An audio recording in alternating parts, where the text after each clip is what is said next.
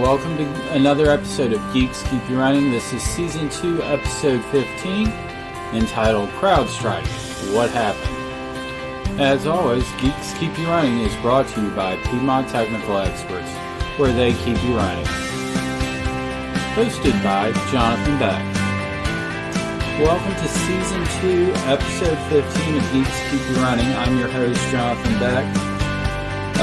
Today we're going to be diving into the internet outage that was felt globally this past Friday due to a bad update from a cybersecurity company called Crowdstrike. And we're going to dive into what exactly Crowdstrike is, as well as talk about what caused the outage or how the outage impacted people even though they maybe weren't using Crowdstrike.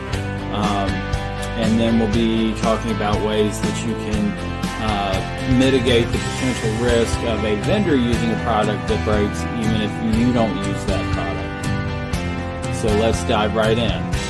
So who is Crowdstrike? Crowdstrike is a cybersecurity company that makes a whole host of cybersecurity products. On July 19th, the update that caused so many issues was Crowdstrike Falcon. Which is basically a agent-based software that you put on your computer that helps protect your machine from being a victim of a cybercrime. So who uses Crowdstrike? According to Crowdstrike's own website, they have 298 of the Fortune 500 companies, 538 of the Fortune 1000 companies, and they work with 43 of the 50 U.S. states. In addition to that, they also have clients that are represented in financial industries, healthcare industries, auto companies, and technology companies. What does that mean? That means that there are a lot of Crowdstrike devices out there on the internet. So according to the Crowdstrike website, Crowdstrike released a sensor configuration update as part of their ongoing operations to Windows-based systems. This configuration update, however, caused a logic error within Windows, causing it to crash and blue screen. So on Friday, I was getting a lot of questions from my clients and people that I was just interacting with on the street that were basically saying, well, I don't use Crowdstrike. Why am I being impacted by this bad update? And what I had to explain to them is just because you don't use Crowdstrike doesn't mean you won't be impacted. If any of your vendors or software providers use Crowdstrike, then they were down, so therefore you ended up being down because their systems were offline. Now, the major reason for this podcast is to discuss some of the things that you can do to prepare for the next outage, whether it's from Crowdstrike or Microsoft or Google, whoever the next vendor is to release a bad patch that cannot easily be rolled back. We all need to be able to recover and continue operation.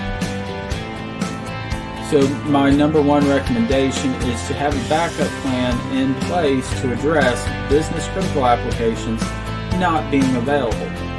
This plan is going to take into account estimated duration of the outage. This plan should also take into account how you're going to do business with your business critical application offline. This could be handwriting orders, for instance.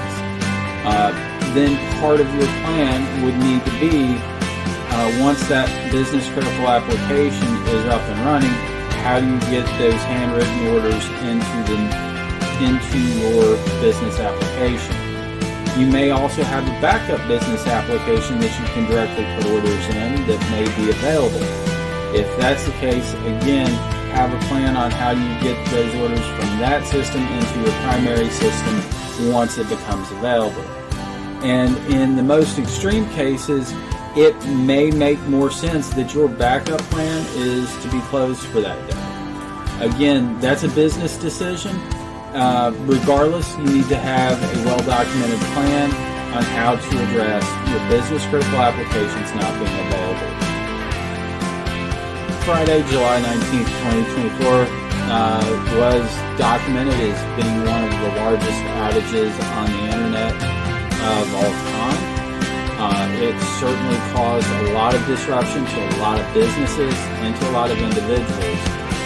And really what it illustrates is the importance for software providers to do thorough testing of their solutions before deployment.